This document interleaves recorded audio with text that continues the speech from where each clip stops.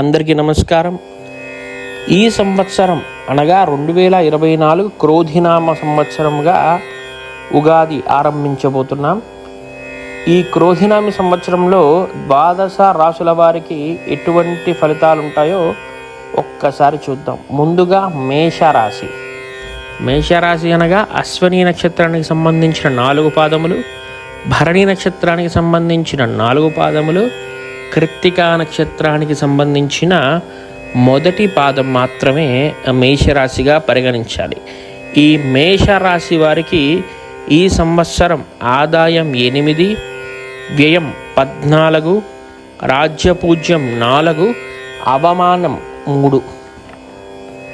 ఇక గ్రహ సంచారానికి వస్తే ఈ సంవత్సరాది నుండి ఏప్రిల్ 30వ తేదీ వరకు గురువు మేషరాశి నందు, తదుపరి వృషభ రాశి నందు క్రోధినామ సంవత్సరమంతా సంచరిస్తాడు. ఇక శని భగవానుడు ఈ సంవత్సరం మొదటి నుంచి 2025 మార్చి 28వ తేదీ వరకు కుంభరాశిలో సంచరిస్తారు. ఇక రాహుగ్రహం మే 6వ తేదీ నుంచి వచ్చే సంవత్సరం అంటే 2025 సంవత్సరం మార్చి 14వ తేదీ వరకు మీనరాశి నందు, తదుపరి కుంభరాశి యందు రాహుగ్రహం సంచారం ఉంటుంది. ఇక కేతుగ్రహం 6/5/2024 నుండి 14/3/2025 వరకు కన్యారాశి నందు, తదుపరి సింహరాశి నందు సంచరిస్తుంది. ఇక ఈ నక్షత్రం వారికి కలిసొచ్చే సంఖ్య 2, 3, 8, 11. ఇక కలిసొచ్చే వారాలు ఆది, మంగళ, బుధ, శని. ఇక అదృష్ట సంఖ్య 9గా ఈ రాశి వారికి చెప్పవచ్చు. ఇక నెలవారీగా ఈ రాశి వారికి ఫలితాలు చూస్తే మార్చి నెల అంటే రాబోయే మార్చి నెల కొంత ఇబ్బందికరంగా ఉంటుంది. ఇరుగు పొరుగు వారితో చికాకులు, మోకాలు, ఇతర శరీర అవయవాల దృష్ట్యా కొంచెం ఇబ్బందులు ఎదుర్కొనేలా ఉంది. కానీ కొన్ని సంతోషకరమైన వార్తలు వింటారు.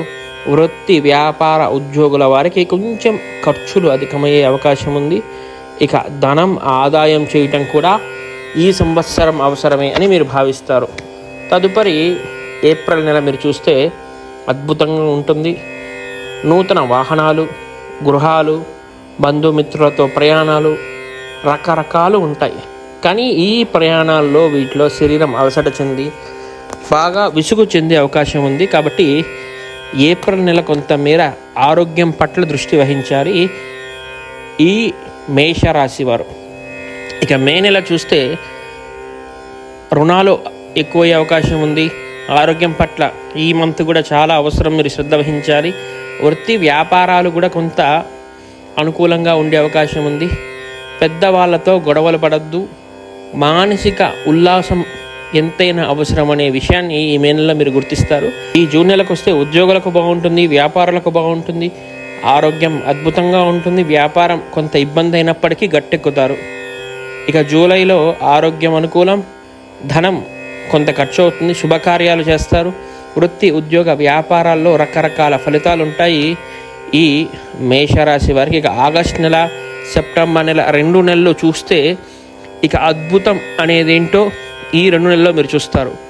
ఆగస్టు కొంత ఇబ్బందికరంగా ఉన్న, సెప్టెంబర్ మీరు పట్టిందల్లా బంగారంగా ఉండబోతుంది ఈ మేషరాశి వారికి. ఇక ఈ అక్టోబర్లో ముఖ్యంగా మీరు చేసే ప్రతి వ్యవహారంలో పక్కన వారు ఇబ్బంది పెట్టాలని చూస్తారు. కాబట్టి చాలా జాగ్రత్తగా ఉండండి.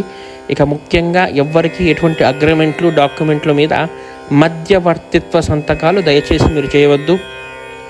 ఇక వృత్తి, వ్యాపారం, ఉద్యోగం ఇలా అన్నీ అనుకున్నట్లు పూర్తి చేస్తారు.